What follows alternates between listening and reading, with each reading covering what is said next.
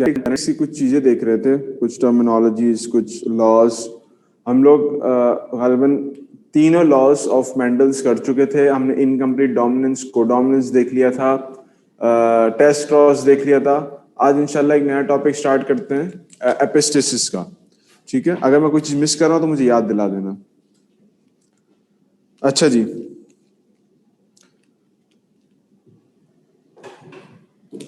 कुछ जरा पीछे की बातें देख लेना। हमारे पास बात की थी हमने इनकम्प्लीट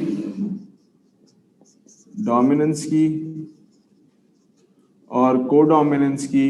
इनमें बेसिक डिफरेंस क्या था कि आपके पास यहाँ पर जब रेड प्लस वाइट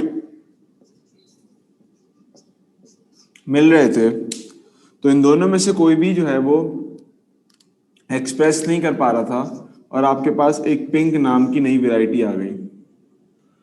यहां पर आपके पास जब ब्राउन और वाइट आपस में मिल रहे थे तो दोनों ने अपने आप को एक्सप्रेस करके रोआन एक नया वैरायटी दी जो कि पैचेस की फॉर्म में, उसमें ब्लैक और ब्राउन और वाइट दोनों एक साथ मौजूद थे। ठीक है जी। तो इनकम्प्लीट डोमिनेंस में कोई भी डोमिनेट नहीं कर पा रहा होता। कोडोमिनेंस के अंदर दोनों डोमिनेट कर रहे होते हैं। ठीक है, हाँ ठीक है। मल्टीपल अलील जी पढ़ाऊंगा, पहले एपिस्टेसिस बता दो फिर मल्टीपल अलील पे आता हूँ। चलो पहले मल्टीपल अलील ही बता देता हूँ, छोड़ो। तो मल्टीपल अलील्स पहले देख लेते हैं।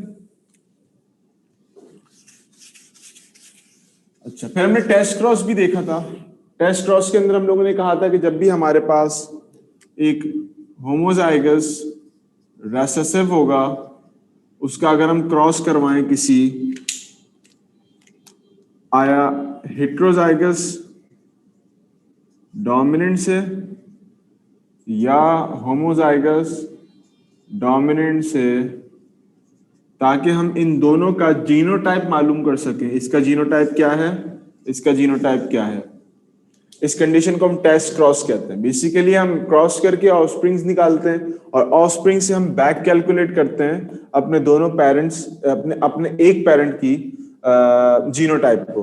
ठीक है, फिनोटाइप तो हमें समझ में आ रही होती है कि वो डोमिनेंट होती है, बट उसकी जीनोटाइप क्या है, हेट्रोजाइगस है होमोजाइगस है। हम लोग इन दोनों का क्रॉस करवा के, इन दोनों का क्रॉस करवा के जो ऑफस्प्रिंग्स निकलते हैं उनसे बैक कैलकुलेट करते हैं अपने एक पेरेंट की जीनोटाइप। हमने यहां तक बहुत सारी बातें देख ली। अब जरा देखते हैं मल्टीपल अलील्स को।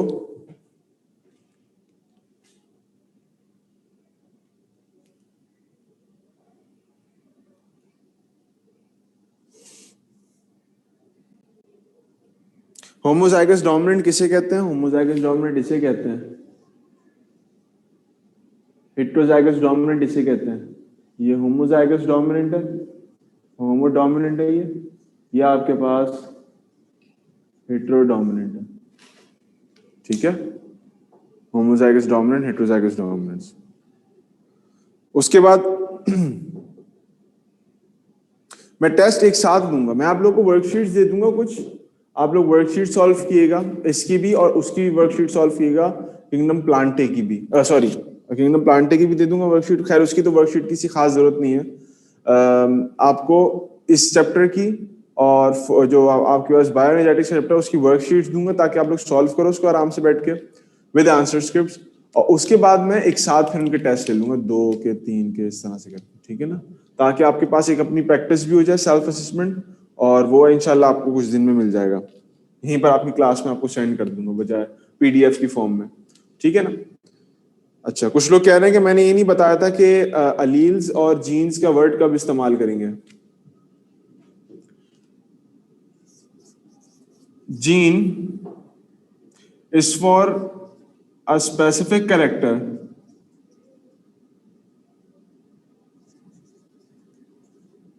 जीन किसी स्पेसिफिक कैरेक्टर को एक्सप्रेस करवा रहा होता है। इस जीन्स की आपके पास 2 वर्जन्स होते हैं। वर्जन कह लो या टाइप कह लो। अभी ये आपको, और ये अच्छा किया किसी ने मुझे रिमाइंड करा दी ताकि मल्टीपल अलील अच्छे समझ में आ जाए। ठीक है, उसमें आपका फायदा होगा। अब इस जीन का फॉर एग्जांपल जो स्पेसिफिक कैरेक्टर है, लेट्स से वो है eye colour. Gene for eye colour have two versions, namely, दो वर्जन्स क्या हैं?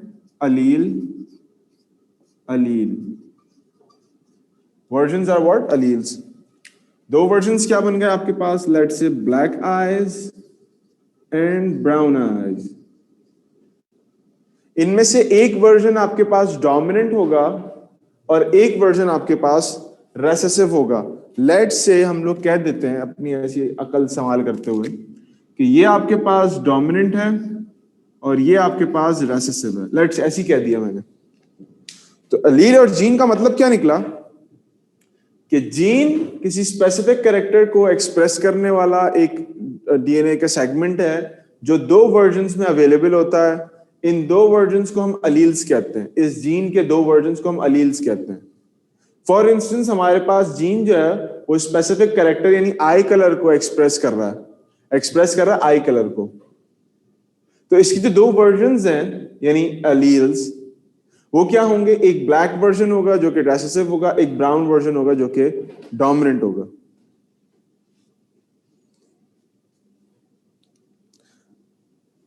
अब इस चीज को मद्देनजर रखते हुए हम मल्टीपल अलील्स के टॉपिक को लेके चलेंगे। अगर मैंने बता दिया तो अच्छी बात है, जिन्होंने नहीं सुना उनके लिए रिवीजन हो गया।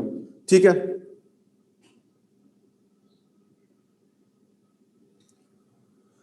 अब इसको मल्टीपल अलील्स के कॉन्सेप्ट पे जरा लेके आते हैं। मल्टीपल अलील्स का मतलब क्या?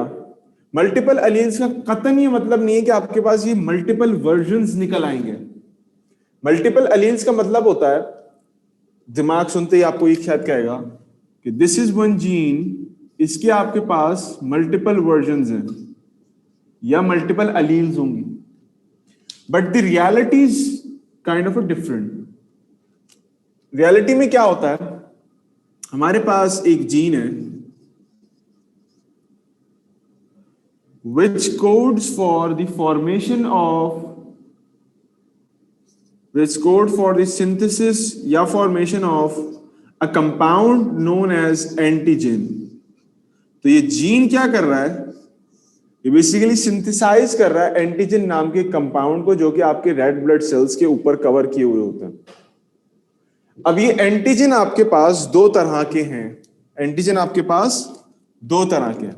एंटीजन दो तरह के, I am not talking about allele, मैं भी एंटीजन की दो टाइप्स बता रहा हूं। एंटीजन आपके पास दो टाइप्स के हैं। आया आपके पास एंटीजन ए होगा या आपके पास एंटीजन बी होगा। हम इसको कोई भी नाम देते हैं, फर्क नहीं पड़ता। अल्फा कह दो, बीटा कह दो, गामा कह दो, मेगा कह दो, 1 कह दो, 2 कह दो, कोई भी नाम दे सकते हो। अब ये जीन सिंथेसाइज कर रहा है दो तरह के एंटीजेंस। अब अलील्स की बात करते हैं।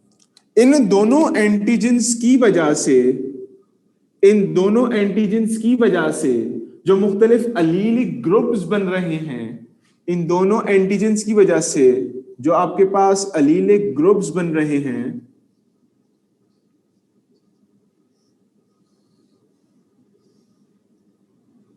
जो आपके पास अलीलिक ग्रुप्स बन रहे हैं, उनको हम नाम देते हैं मल्टीपल अलील्स का।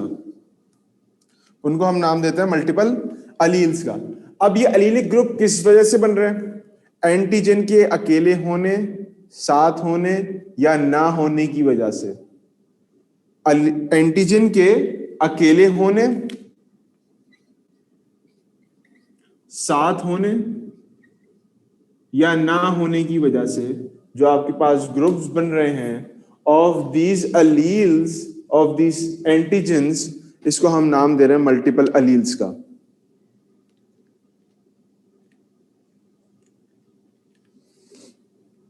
ठीक है, तो मिसाल के तौर पे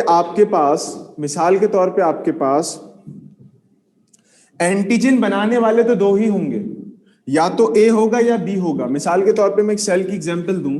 एक सेल के अंदर दो होमोलोगस क्रोमोसोम्स मौजूद हैं, दो होमोलोगस क्रोमोसोम्स मौजूद हैं। इन होमोलोगस क्रोमोसोम्स के ऊपर एक स्पेसिफिक लोकस है। इन स्पेसिफिक लोकस में से इस लोकस पे आपके पास लेट्स से एंटीजन ए बनाने वाला जीन मौजूद है, लेकिन यहां पर आपके पास कोई एंटीजन बनाने वाला जीन नहीं है। क्रॉस डाल रहा हूं मैं, होमोलोगस क्रोमोसोम है। ठीक हो गया? अब मुझे एक बात का जवाब दो कि अब कौन सा अलीलिक ग्रुप बनेगा आपके पास। अब आप कहोगे कि सर हमारे पास जो ब्लड ग्रुप बनेगा अलील की वजह से वो बनेगा ए ब्लड ग्रुप, क्योंकि आपके पास पेरेंट्स में से एक ऐसा क्रोमोसोम आया कि जो एंटीजन बना नहीं सकता, ये रहा, और एक ऐसा क्रोमोसोम आया जो एंटीजन बना सकता है। कौन सा बना सकता है? ए बना सकता है। इसकी एक और एग्जांपल देख लो। मिसाल के तौर पे आपके पास एक आया एंटीजन ए बनाने वाला जीन, एक आया एंटीजन बी बनाने वाला जीन एक पेरेंट से। तो अब आप ए भी हो सकते हो, आप बी भी हो सकते हो, आप ए बी दोनों हो सकते हो। अब आपके पास 3 अलीलोफॉर्म्स निकल आई, 3 अलीलोफॉर्म्स निकल आई आपके पास सिर्फ 2 एंटीजेंस की वजह से। तो मल्टीपल अलील्स को समझो कि मल्टीपल अलील्स में हो क्या रहा है कि जीन बना तो रहा है सिर्फ 2 एंटीजेंस। इन 2 एंटीजेंस के अलग होने, साथ होने या ना होने की वजह से जो डिफरेंट ग्रुप्स बन रहे हैं, जिनको हम अलीलिक ग्रुप्स कह रहे हैं, इस कंडीशन को हम नाम देते हैं मल्टीपल अलील का।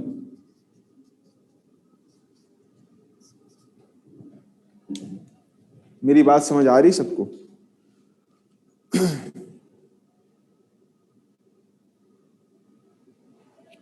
वो जो रीसिस फैक्टर है जिसको RH पॉजिटिव नेगेटिव कह रहे हैं, वो भी एक चीज है इसके अंदर, वो भी एक चीज है।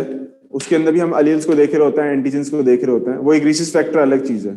यहां पर मैं सिर्फ और सिर्फ ब्लड ग्रुप के ऊपर फोकस कर रहा हूं, ठीक है?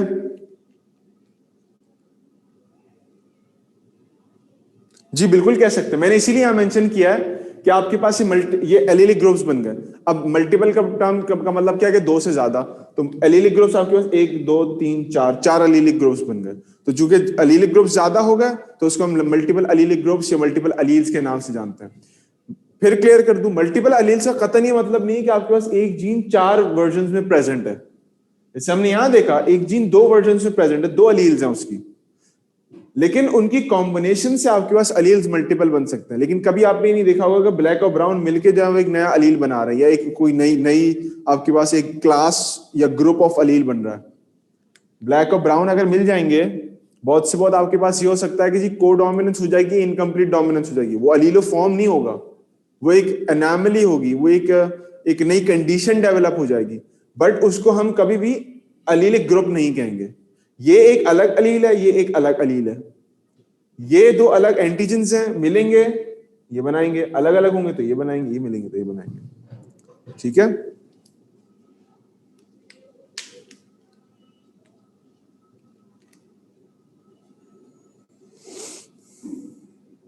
मेरे साथ भी बिल्कुल ऐसा ही केस है कि मेरी मदर की भी ब्राउन है और मेरे फादर की भी ब्लैक है। तो मुझे भी अपनी आंखें ऐसी लगती है कि वो वैसे तो ब्लैक है, जब उसमें रोशनी डालो तो ब्राउन लगती है। वो एक डिफरेंट कैरेक्टर की वजह से होती है कि उसके अंदर एक ब्लेंड कभी कभार आपके पास आ जाता है, या कुछ कभी कभार रिसेप्टर्स प्रेजेंट होते हैं। बट मैंने पहले शायद शुरू में ही बताया था आपको कि आपकी जो फिजिकल एनवायरनमेंट में या फिजिकल नेचर में मौजूद जो जेनेटिक्स है, यानी अगर आप मैं अपने आप को देखूं या आप अपने आप को देखो, तो उसके अंदर आपको अगर आप इस थ्योरेटिकल जेनेटिक्स को उसके ऊपर अप्लाई करने की कोशिश करोगे तो बहुत सारी चीजों में आके मिक्सअप हो जाओगे कि आया है कोडोमिनेंस है, इनकम्प्लीट डोमिनेंस है, ये आपके पास मल्टीपल अलील्स का करेक्टर है, या हो सकता है ये पॉलीजेनिक इनहेरिटेंस हो, या हो सकता है कोई और चीज हो।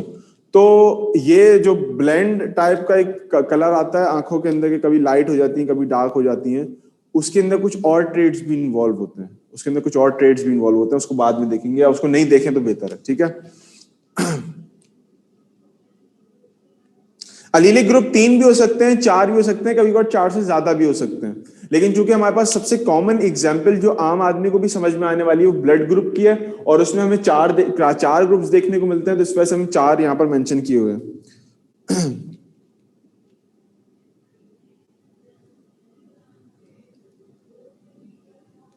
हाँ, आपकी बुक के अंदर ब्लड ग्रुप के ही जिक्र है मल्टीपल अलील्स में। नहीं, अलील्स 3 नहीं है। अलील 3 कैसे हो गए? अलील, अगर मैं इनको अलील्स मान लूं तब भी ये 2 ही होंगे। इनकी कॉम्बिनेशन से 4 बन रहे हैं। कैसे 4 बन रहे हैं? अगर मेरे पास एक इंडिविजुअल ऐसा है जो कि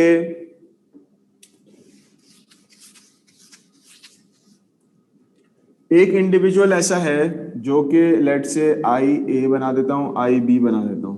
अब यहां पर जो मेरे पास जो ब्लड ग्रुप आएगा वो ए बी आएंगे, यानी दोनों की तरफ से आएंगे। लेकिन अगर फॉर एग्जांपल मेरे पास फादर की तरफ से आई ए आया है और मदर की तरफ से आई बी आई नॉट आया है, तो अब अगर आप देखो तो यहाँ पर मेरे पास आई ए बी बनने का चांस है, आई ए बनने का चांस है, यानी ये आपके पास ओ हो जाएगा। तो ये आपके पास ब्लड ग्रुप ए बी बन गया है और ये ब्लड ग्रुप ए बन गया। तो कॉम्बिनेशन से आपके पास मुख्तलिफ एंटीजन के, दो एंटीजन के कॉम्बिनेशन से आपके पास सिचुएशन बन रही है। अगर मेरे पास फॉर एग्जांपल ये कॉम्बिनेशन हुआ तो एक तो मेरे पास आई ए आई बी बनने का चांस है, एक मेरे पास आई बी बनने का चांस है, एक मेरे पास आई ए बनने का चांस है और एक मेरे पास आई ओ बनने का चांस है। इसका मतलब यह है कि मेरे पास एक तो ओ ग्रुप होगा, एक बी ग्रुप होगा, एक ए बी बनेगा और एक ए बनेगा। अब आप खुद देख लो कि अगर दो होमोलोगस क्रोमोसोम्स आ रहे हैं, एक फादर की तरफ से एक मदर की तरफ से, एक के अंदर मेरे पास सिर्फ और सिर्फ ए एंटीजन प्रेजेंट है, दूसरे पे कुछ भी नहीं है। इस मदर से जो आ रहा है उस पर बी एंटीजन प्रेजेंट है, उसके साथ वाले होमोलोगस क्रोमोसोम कुछ भी नहीं है। तो मेरे पास चार अलील ग्रुप्स की पॉसिबिलिटीज बन जाती हैं और कभी हो भी सकता है ऐसा कि मुजजा हो जाए और चारों ऑफस्प्रिंग्स के अंदर चार अलग अलग किस्म के ब्लड ग्रुप्स आ जाए। ए भी आ सकता है, ए बी भी आ सकता है, बी भी आ सकता है और कोई एंटीजन ना भी आए तो भी एक ग्रुप बन जाएगा। अगर किसी एंटीजन ना आने की वजह से ग्रुप बन रहा है, हम इसको क्यों कंसीडर कर रहे हैं? इसलिए कंसीडर कर रहे हैं कि एंटीजन के प्रेजेंट ना होने की वजह से भी कोई नुकसान नहीं हो रहा उस ऑर्गेनिज्म को, वो नॉर्मल लाइफ गुजार रहा है। सिर्फ एंटीजन नहीं है, मार्किंग नहीं है बेसिकली उसके सेल के ऊपर, कोई इश्यू नहीं है, कोई मसला नहीं है। एक अलीलिक ग्रुप तो फिर भी बन गया। ठीक है,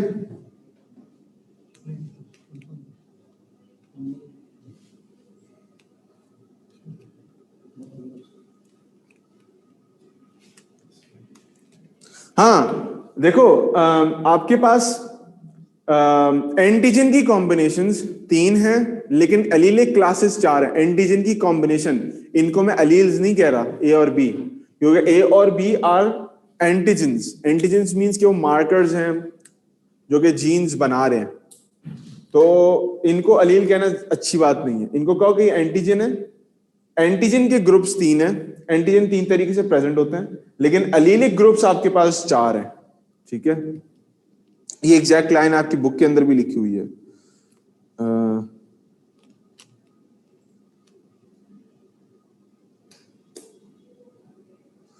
नहीं, यहां पर भी आपके पास 4 ही बनेंगे, लेकिन चूंकि दोबारा रिपीट हो जाएंगे इसलिए मैंने इनको बनाया नहीं है यहाँ पर। ऑफस्प्रिंग तो 4 ही बनेंगे। इसको मैं दोबारा बना के दिखा देता हूँ। मिसाल के तौर पे इसका मैं चेकर बोर्ड बना देता हूँ। चलो सबसे आसान काम कर देता हूँ, चेकर बोर्ड बना के समझा देता हूँ कि चेकर बोर्ड पे कैसा बनेगा। यही वाला, ये दोनों समझा रहा हूँ चेकर बोर्ड पे, ताकि आपको समझ में आए। ऑफस्प्रिंग तो 4 ही बनेंगे, ए बी, आपके पास और क्या था, बी और ओ। अब आप देखो आपके पास क्या बनेगा। आपके पास कंडीशन होगी ए बी की, ये आ गई। आपके पास कंडीशन होगी बी बी की, एक बी भी बनेगा इसमें। ठीक है, मैंने मिस कर दिया शायद। एक ए ओ ये बनेगा और एक आपके पास ए बी और बनेगा। इसका मतलब ये है कि आपके पास 1:2 नहीं बल्कि हाँ, ये आपके पास ए बी 2 हो जाएंगे और ए आपके पास 1 होगा और बी आपके पास 1 हो जाएगा। इसी तरीके से अगर आप इसको देखो तो आपके पास ए और ओ, आपके पास और क्या है, बी और ओ होगा। अगर आप इसको कंसिडर करो तो आपके पास ए बी भी है, बी भी है, ए भी है और ओ भी है। तो 4 ऑफस्प्रिंग्स आ गए। ठीक है, बनेंगे सब में 4 ही। मैं वहां पर बना देता हूँ कम, कभी कभार अगर मिक्सिंग का चांस हो उसके अंदर। अच्छा ये ए, अच्छा सॉरी, ये तो चलो मैंने एक नई एग्जांपल दे दी। यहाँ पर 2 ए हैं, इसको दोबारा बना देता हूँ। ए और बी और ओ, ये आपके पास हो गया ए बी, ये भी आपके पास हो गया ए बी, ये आपके पास हो गया ए, ये आपके पास हो गया ए। ये वाली एग्जांपल मैंने यहाँ बनाई है। इसमें मैंने बी और ओ, ए बी डाल दिया था गलती से। ठीक है, तो ठीक है, ये क्लियर हो गई मेरी बातें सारी जो मैं बता रहा था। ए ओ ही आएगा, लेकिन चूंकि ए ब्लड ग्रुप होगा तो मैंने खाली ए लिख दिया। वो मैं करवा भी दूंगा, वो मैं वर्कशीट में भी दूंगा, आप लोग उसके लिए टेंशन नहीं लो। ठीक है, पास पेपर्स में जो भी हैं या आपको इधर उधर जो भी मिलते हैं वो इंशाल्लाह मैं करवा दूंगा। ओ कब होगा? अगर किसी को यहाँ पर मसला हो रहा है मैं उसको यहाँ बना के दिखा दूं, यहाँ पर ओ ही है, ओ भी होगा या ओ भी होगा, बट एक्सप्रेशन किसकी होगी? बी की होगी। इसी तरह से यहाँ पर भी ओ होगा और यहाँ पर भी ओ होगा, लेकिन एक्सप्रेशन ए की होगी, इसलिए मैंने खाली ए लिखा था। उन लोगों की कंफ्यूजन भी क्लियर हो गई। ओ वाहिद कब होगा आपके पास? ओ तब होगा जब यहाँ पर भी ओ और यहाँ पर भी ओ। ये ओ आ गया।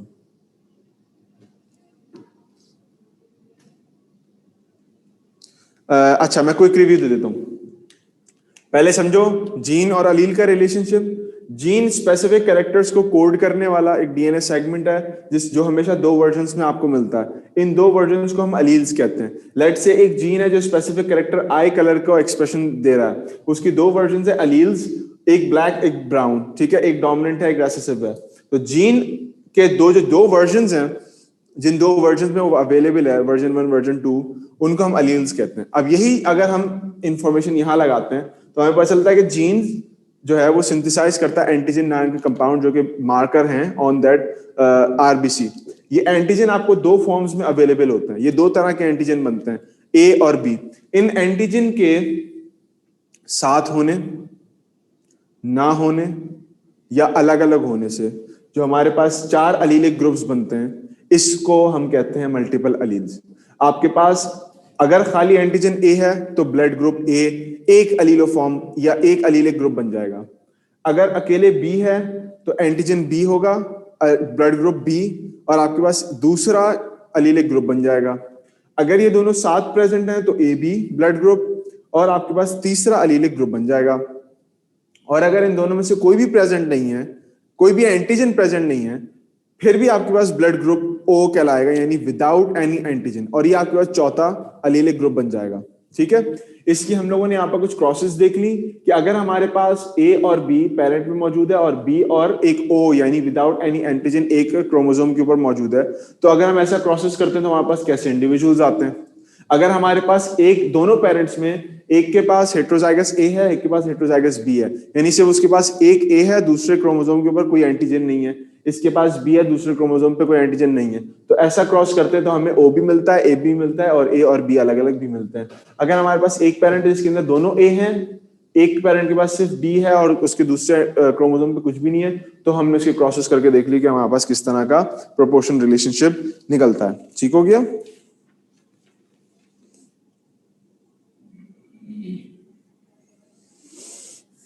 एक parent, both parents R A, मतलब दोनों पेरेंट्स के पास अगर ए और ए है, मानी ये मतलब है इसका ए और ए, तो इसमें कभी भी ओ नहीं आ सकता।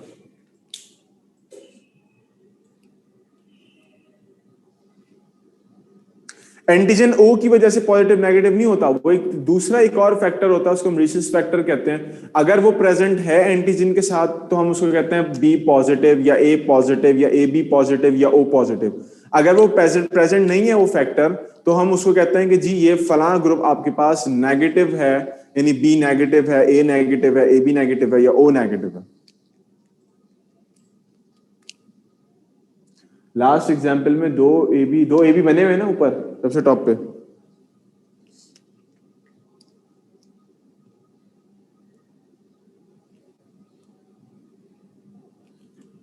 फर्स्ट चेकर बोर्ड में लास्ट पे, ओहो अच्छा अच्छा अच्छा, यहाँ पर आपके पास, हाँ ये देखो किसी ने हाईलाइट कर दिया कि यहाँ पर आपके पास बी आएगा इंस्टेड ऑफ, हाँ थैंक यू, बी ओ आएगा।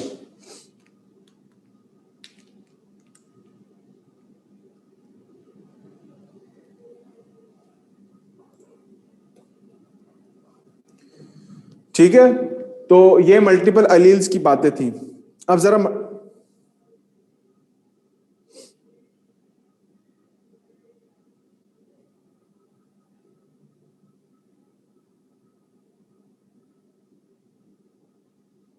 अब ये जो कंडीशन किसी ने लिख के भेजी है मुझे यहाँ पर कि एक किसी पेरेंट्स में से एक का ए है और एक पेरेंट का ओ है और ऑफस्प्रिंग का भी ओ है, तो अब मुझे कोई अब जिसने सवाल लिखा है वो अगर इसका बैक कैलकुलेट करके मुझे बताए कि उसका आंसर क्या निकलेगा, कैसे आया इनके पास ओ।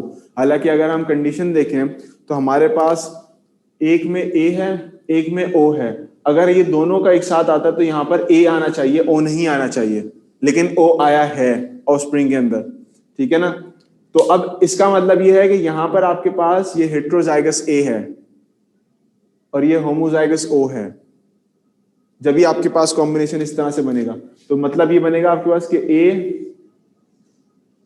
और ओ और ये ओ, तो यहां पर तो ए आ जाएगा, यहां पर ओ आएगा, यहां पर भी ए आएगा और यहां पर ओ आएगा। इसका मतलब 50% पॉसिबिलिटी है कि जो भी सन्स या डॉटर्स होंगे उनमें से 50% के अंदर ए ब्लड ग्रुप आएगा और 50% के अंदर पॉसिबिलिटी या प्रोबेबिलिटी है कि उसके अंदर ओ ब्लड ग्रुप आएगा।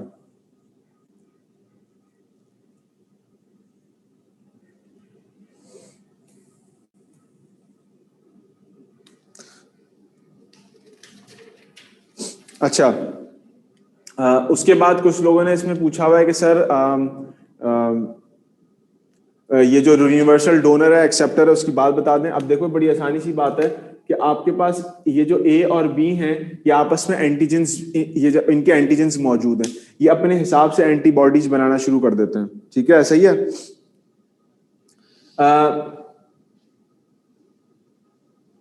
इन दोनों के ऊपर एंटीजन मौजूद है, ए और बी दोनों के अंदर, ए बी और बी भी दोनों एंटीजेंस मौजूद हैं।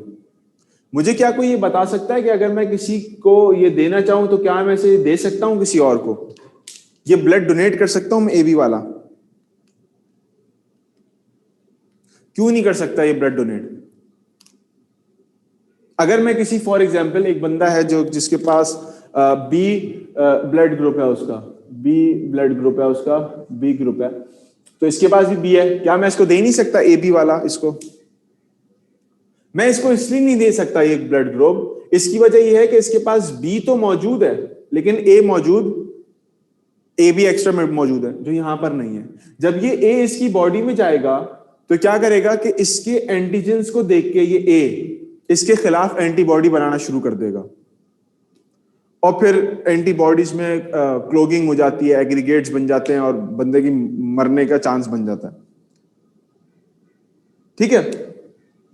इसके बरक्स आपके पास अगर मैं कहूं कि मेरे पास ओ ब्लड ग्रुप है, लेट से ये ब्लड ग्रुप है, ओ ब्लड ग्रुप है, तो क्या मैं ओ ब्लड ग्रुप किसी को दे सकता हूं अपने पास से, अगर किसी के पास ओ ब्लड ग्रुप है?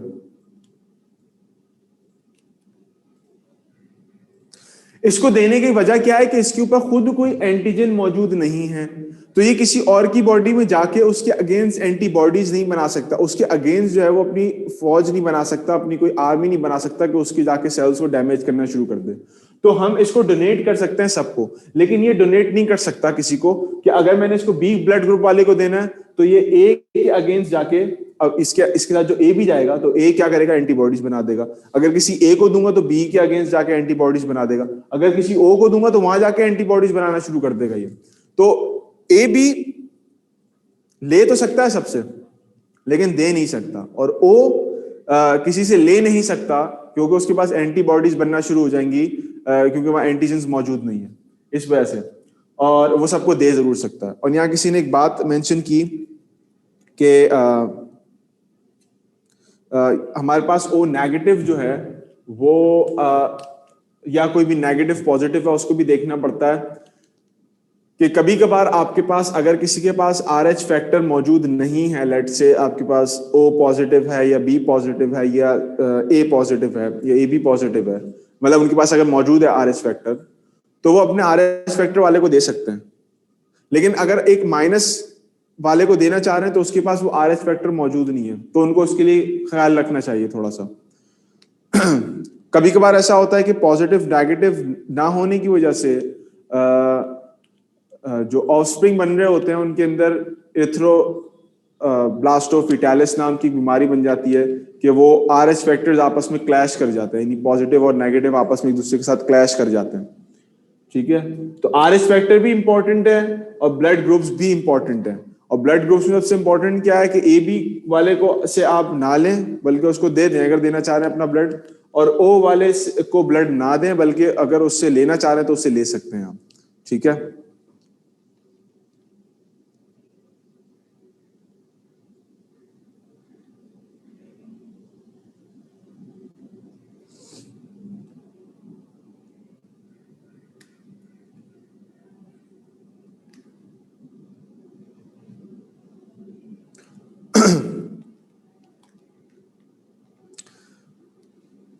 एओ कोई सा भी ब्लड ग्रुप नहीं है। ए और ओ आपके पास कहां लिखा मैंने एओ ब्लड ग्रुप नहीं है। एओ का मतलब यह है कि आपके पास एक क्रोमोसोम जो है उसके ऊपर ए एंटीजन बनाने वाले जीन है और दूसरे वाले क्रोमोसोम के ऊपर कोई भी एंटीजन बनाने वाला जीन नहीं है। तो अब आपकी बॉडी के अंदर सिर्फ ए एंटीजेंस बनेंगे तो आपका ब्लड ग्रुप ए होगा। एओ इसे कहते हैं, जो मैंने यहां पर इक्वेशन में भी सॉल्व किया, जो मैंने यहां पर ये भी लिखा है। और same goes for A B B O. A B में क्या होता है आपके पास कि एक क्रोमोसोम है जिसके ऊपर एंटीजन ए बनाने वाले जीन्स मौजूद हैं, उसी का होमोलोगस क्रोमोसोम है उसके ऊपर एंटीजन बी बनाने वाले जीन्स मौजूद हैं। ठीक है, आगे मैं जरा एपिस्टेसिस के बारे में थोड़ी सी बात बताना चाह रहा हूं, उसको इंशाल्लाह नेक्स्ट क्लास में उसका क्रॉस वगैरह करेंगे, लेकिन पहले एपिस्टेसिस की कुछ बातें बताना चाह रहा हूं, वो समझ लो।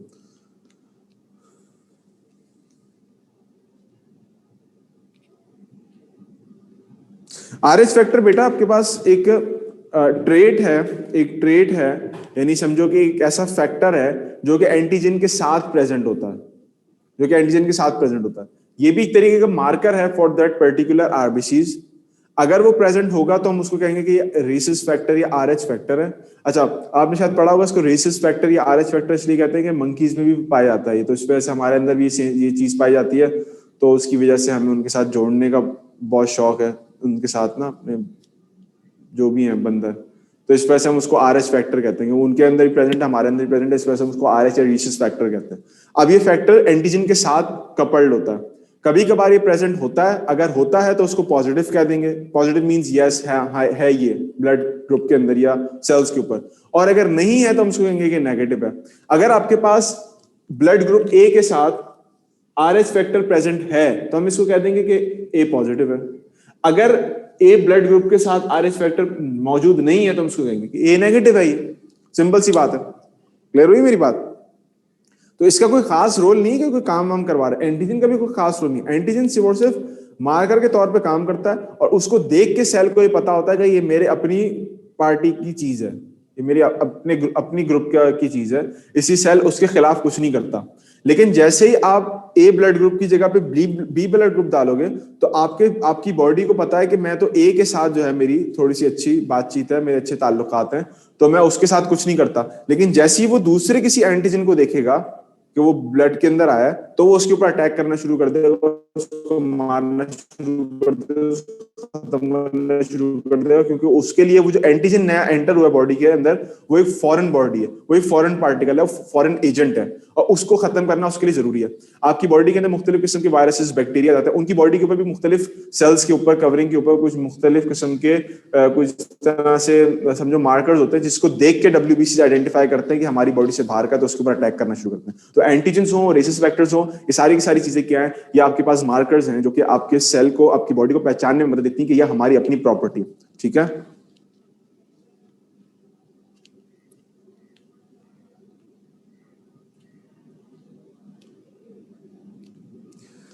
ए और बी का आपस में रिएक्शन हो सकते हैं। देखो, अगर मेरे पास ए और बी मौजूद है तो मेरी बॉडी ए एंटीजेंस को भी जानती है और बी एंटीजन को भी जानती है। अब अगर मैं खाली आपके पास जो है वो इसको खाली बी दे दूं तो बी ऐड होगा, तो बॉडी बी ब्लड ग्रुप से तो कुछ जानती है ना।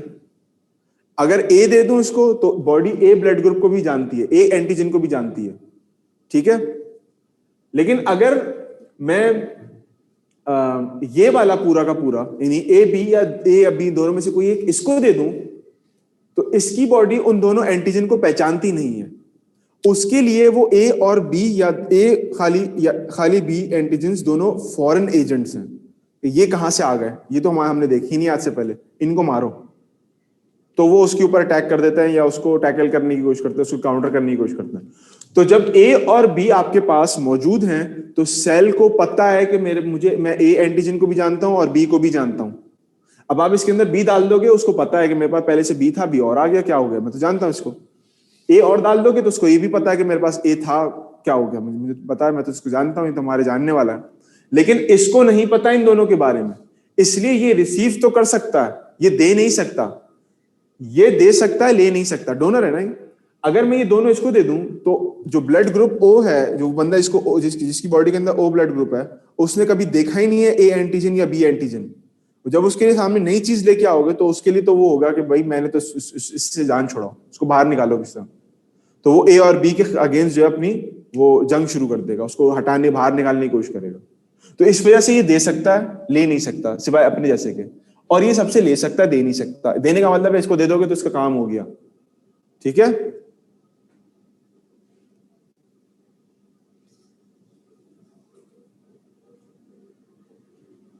आइडेंटिफिकेशन देखते हैं, देते हैं, ये खाली ऐसी बातें हैं कि उनकी पर्सनालिटी और पे भी ब्लड ग्रुप का असर पड़ता है। ये यूनिवर्सल एक्सेप्टर है ना, ये एक्सेप्ट कर सकता है, वो यूनिवर्सल डोनर है, सबको दे सकता है वो।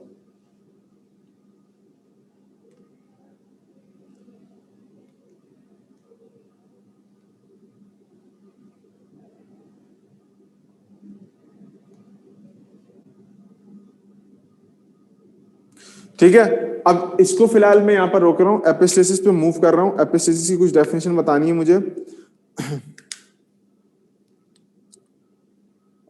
विदाउट एनी रीसिस फैक्टर वो दे सकता है रीसिस फैक्टर वाले को। इसको कॉपी कर लो ताकि मैं इसको मिटाऊं, इससे आगे चलूं।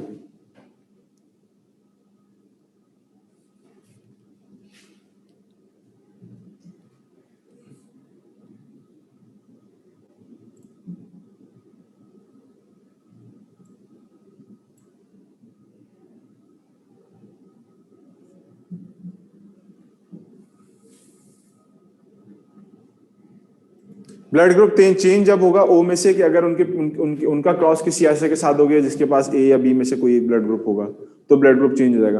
वरना जिनके पास बी बी बी बी चल रहा है तो उनके पास बी और बी और बी चलता रहता है, ठीक है। अच्छा जी, तो अच्छा, इसके बाद एक चीज है जो सबसे मुश्किल तरीन टॉपिक है आपके पास इस चैप्टर का, एपिस्टेसिस। मुश्किल तरीन टॉपिक वो इस वजह से है कि आपके पास बहुत से लोग उसको समझ नहीं पाते, या पता नहीं समझना नहीं चाहते, या पता नहीं क्या वजह है। हालांकि आसान चीज है अगर समझ में आ जाए तो। एपिस्टेसिस एपिस्टेसिस एपिस्टेसिस आपके पास टॉपिक है। एपिस्टेसिस की पहले मैं डेफिनेशन वो लिख दूं जो कि पूरी दुनिया में चल रही है, एक आम आसान सी definition. One gene mask the other gene, या वो और वाले लोग, उनके लिए खास तौर पे एक दूसरी definition, one gene regulates the other gene. अच्छा, अभी मैंने डेफिनेशन बहुत छोटी लिख दी ताकि बात समझ में आ जाए। इसका मतलब ये है कि one gene mask the expression of another gene, one gene regulates the functioning या वो एक्सप्रेशन ऑफ अनदर जीन। तो मैंने उसमें से मोटे मोटे अल्फाज निकाल के सिंपल एक सिंगल लाइन डेफिनेशन लिख दी ताकि बात समझ में आए कि एक जीन का दूसरी जीन के ऊपर असर होना, उसको दबाना या उसको रेगुलेट करना एपिस्टेसिस कहलाता है। अगर आप एपिस्टेसिस के नाम का मतलब देखो तो एपी मीन्स अबव या अप, और स्टेसिस मीन्स टू स्टैंड, खड़ा होना। तो किसी चीज के ऊपर चढ़ के खड़े हो जाना जिसकी वजह से वो उठ ना सके या हिल ना सके अपनी जगह से, एपिस्टेसिस कहलाता है। अब आपको इसके नाम से अंदाजा हो रहा होगा कि एक जीन किसी दूसरी जीन के ऊपर, अब टर्म देखो यहां पर मैंने दोनों जगह पे जीन का टर्म इस्तेमाल किया, इसका मतलब है कि आपस में रिलेटेड नहीं है ये, यहाँ अलील्स का टर्म यूज नहीं किया मैंने। तो एक जीन किसी दूसरी जीन के ऊपर चढ़ के खड़ी हो रही है, के ऊपर खड़ी हो रही है ताकि उसके एक्सप्रेशन को दबा सके, या उसके वो जो जो भी चीज जो जो उसको जो अपने अंदर से ट्रेड जाहिर करना है वो ट्रेट्स को रेगुलेट कर रही है, उसको जाहिर नहीं होने दे रही। इस फिनोमेना को हम कहते हैं एपिस्टेसिस। यहां तक मेरी बात समझ में आई?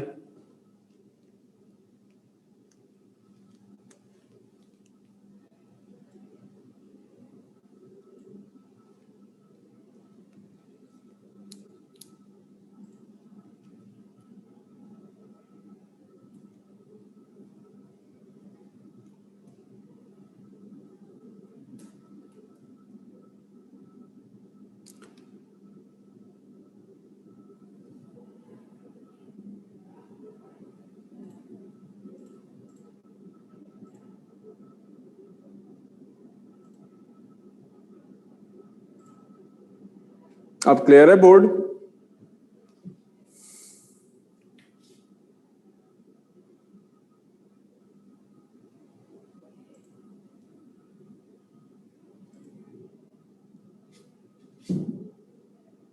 ठीक है, तो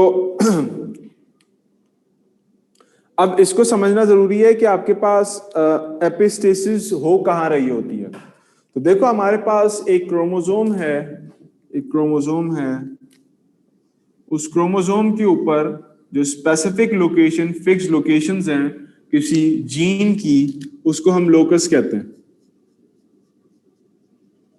फॉर एग्जाम्पल हमारे पास एक लोकस मौजूद है जिसके ऊपर हमारे पास जीन है, जीन ए, लेट से जीन ए। ये जीन ए जो है ये आपके पास फॉर एग्जाम्पल सो कह लो कि ये आई कलर को कंट्रोल करती है। एग्जाम्पल्स दे रहा हूं अभी ऐसी। आपके पास एक दूसरा लोकस है, ये इस लोकस से मौजूद है लेट से एक एक्स जीन। एक्स जीन, ये एक्स जीन क्या करता है? किसी हार्मोन की फॉर्मेशन वगैरह को कंट्रोल करता है। अब देखो ये जीन बिल्कुल अलग है, ये जीन बिल्कुल अलग है, क्रोमोसोम सेम है, लोकस डिफरेंट है। क्या होगा कि ये जो एक्स जीन है ये इसके ऊपर अपना असर डालेगा और इसके एक्सप्रेशन को रोक देगा। कैसे रोकेगा? फॉर एग्जाम्पल आपके पास आई कलर दो किस्म के थे, एक ब्राउन और एक ब्लैक। इसने इनके एक्सप्रेशन को रोक दिया। ब्राउन और ब्लैक दोनों में से हो सकते थे, कोई भी एक एलिमेंट यहां पर मौजूद है, दोनों में से कोई भी एक वर्जन में यहां पर मौजूद है। इस एक्स जीन ने क्या किया? इसने ए जीन के यानी इस कलर को सप्रेस कर दिया और दोनों में से किसी एक को भी बनने नहीं दिया, किसी को भी नहीं बनने दिया उसने। यानी क्या हो रहा है आपके पास? एक जीन ने मास्क कर दिया किसी दूसरी जीन का इफेक्ट और उसका वो इफेक्ट सामने नहीं आने दिया। अब ना आपके पास ब्राउन कलर है ना ब्लैक कलर है, बल्कि एक तीसरा कलर आ गया। जाहिर सी बात है, आंखों का कलर किस वजह से आता है? मेलानिन के पिगमेंट की वजह से आता है। अब जब वो पिगमेंट बनेगा ही नहीं तो आपके पास ग्रे कलर फॉर एग्जांपल आ गया। ये एग्जांपल्स दे रहा हूं अभी खाली ऐसी, ओरिजिनली ऐसा होता नहीं है, लेकिन अभी सिर्फ एक फर्जी एग्जांपल दे रहा हूं ताकि बात जरा कॉन्सेप्ट बैठे दिमाग में। तो आपके पास ए जीन आई कलर प्रोड्यूस कर रहा था, आया ब्लैक या ब्राउन। एक एक्स जीन एक डिफरेंट लोकस पे ऑन दैट पर्टिकुलर क्रोमोसोम उसने इसके एक्सप्रेशन को बंद कर दिया। कैसे बंद किया? कि ए क्रोमोसोम ने जो मेलानिन प्रोड्यूस करवाना था ताकि ब्लैक या ब्राउन कलर प्रोड्यूस हो, इस एक्स क्रोमोसोम ने उस मेलानिन की फॉर्मेशन को रोक दिया। इसके ऊपर जाके नहीं चढ़ के बैठ गया, बल्कि इसने इसकी ट्रांसक्रिप्शन हुई, ट्रांसलेशन हुई, उसके बाद जो प्रोटीन बना उस प्रोटीन ने जाके मेलानिन प्रोड्यूस करवाना था। इसके साथ भी ट्रांसक्रिप्शन ट्रांसलेशन, इसका प्रोटीन बना, इसके प्रोटीन ने जाके इस प्रोटीन से बनने वाले जो मेलानिन था उसको रोक दिया, उसको नहीं बनने दिया। अब आपके पास इंडिविजुअल के अंदर ना तो ब्लैक कलर बनेगा ना ब्राउन कलर बनेगा, बल्कि मेलानिन ना बनने की वजह से आपके पास एक लाइटर शेड आ जाएगा जिसको हम ग्रे कलर कहते हैं। इस पूरे फिनोमेना को हम एपिस्टेसिस कहते हैं। मेरी बात यहां तक समझ में आई?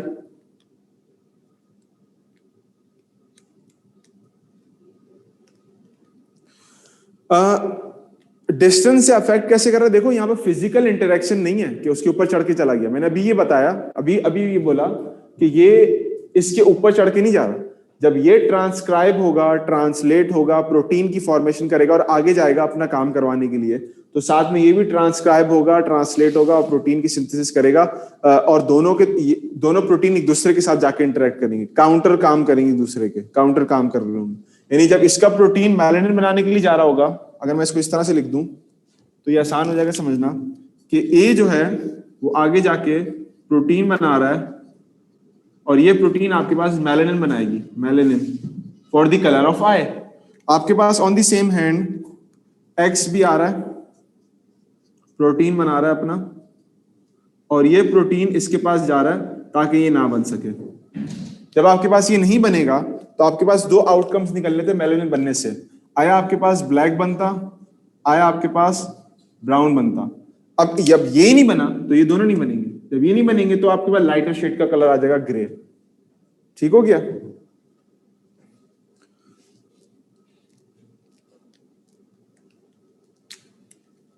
मिक्स ब्लेंड कहां से आ गया? ब्लैक और ब्राउन को मिलाते तो ग्रे बनता है। एक्स जीन ऐसा,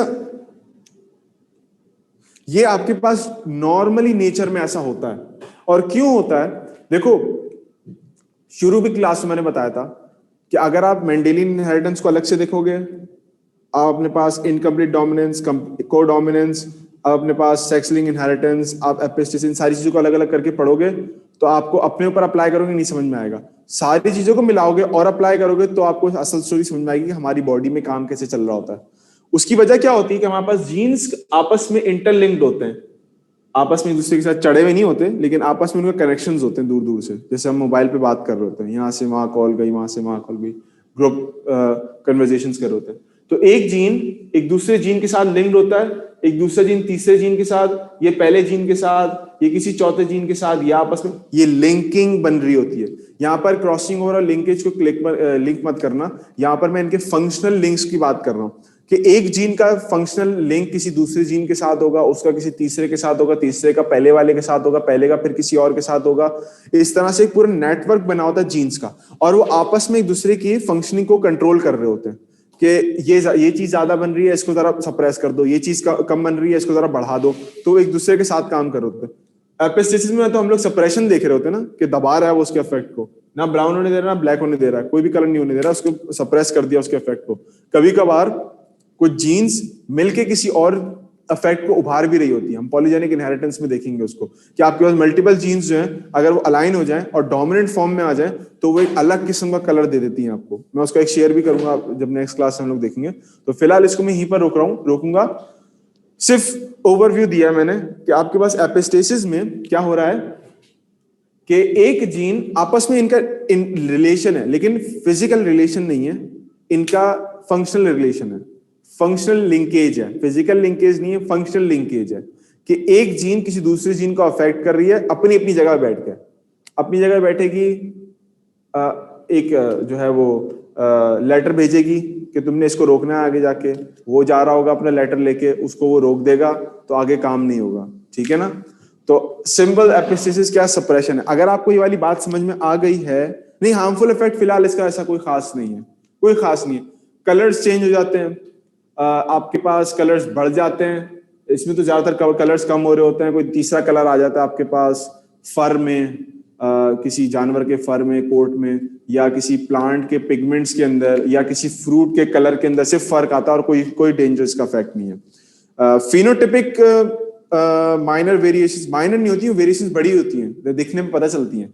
साल के तौर पे एक स्पीशी है, अब जैसे मैंने यहाँ बताया ब्राउन और ब्लैक से ग्रे में कन्वर्ट हो गया वो। इसी तरह से ब्लैक कोट है एक डॉग का और ब्राउन कोट है, उनकी जगह पे व्हाइट कोट आ गया, बिल्कुल ही पिगमेंट नहीं बने। ठीक है? या हल्का सा येलोइश क्रीमिश शेड आ गया पिगमेंट ना बनने के से, तो उसमें आपको मैं इसकी टाइप समझाऊंगा इंशाल्लाह नेक्स्ट क्लास में, और क्रॉस भी करके दिखाऊंगा। तो फिलहाल अभी से मैं आपको एक ओवरव्यू देना चाह रहा था कि इसमें कहानी क्या होती है। ठीक है? अगर ये क्लियर हो गया तो फिर इंशाल्लाह नेक्स्ट क्लास में इसकी मैं वो आपको समझा दूंगा कि इसमें किस तरह से चीजें होती हैं। दूसरी बात यह है कि आप लोग साथ साथ चैप्टर्स बुक्स भी पढ़ा करो। बुक बहुत सारे बच्चे नहीं पढ़ते, उसकी वजह से क्या होता है कि डिले हो जाती हैं बहुत सारी बातें, सवाल पूछना अच्छी बात है, लेकिन जब पहले से पढ़ा हुआ होगा आपने बहुत सारी चीजें, तो आपको और बहुत सारी चीजें क्लियर होंगी। जहां तक बात है बुक मार्किंग की, तो बुक मार्किंग देखो, बुक मार्किंग बायोलॉजी में बहुत मुश्किल काम है, बहुत टाइम टेकिंग प्रोसेस है कि मैं अलग से बुक मार्किंग कराऊं। आसानी से भी है। मैं आपको एक हल बता देता हूँ उसका, जो मैं पहली क्लास से बताता आया हूँ। जहां जहां आपको बोल्ड लेटर्स दिख रहे हैं, बोल्ड वर्ड्स दिख रहे हैं आपकी बुक के अंदर, वो आपके इंपॉर्टेंट पॉइंट्स हैं। जब आप अपनी बुक रीड कर रहे होगे, उन पॉइंट्स को अंडरलाइन खुद से करो, उन पॉइंट्स को पढ़ो। वही वाली बात होगी जो क्लास में मैंने ही बताई होगी, किसी और बायो के टीचर ने बताई। मुझे नहीं पता बायो के किसी और टीचर ने मार्किंग करवाई है, क्योंकि बायो की मार्किंग करवाना थोड़ा सा इम्पॉसिबल काम है, इतने कम पीरियड के अंदर होते हैं। तो आप क्लास को कंडक्ट भी करवाना है, टेस्ट भी लेना है, प्रैक्टिस भी करानी है, और बुक मार्किंग करनी।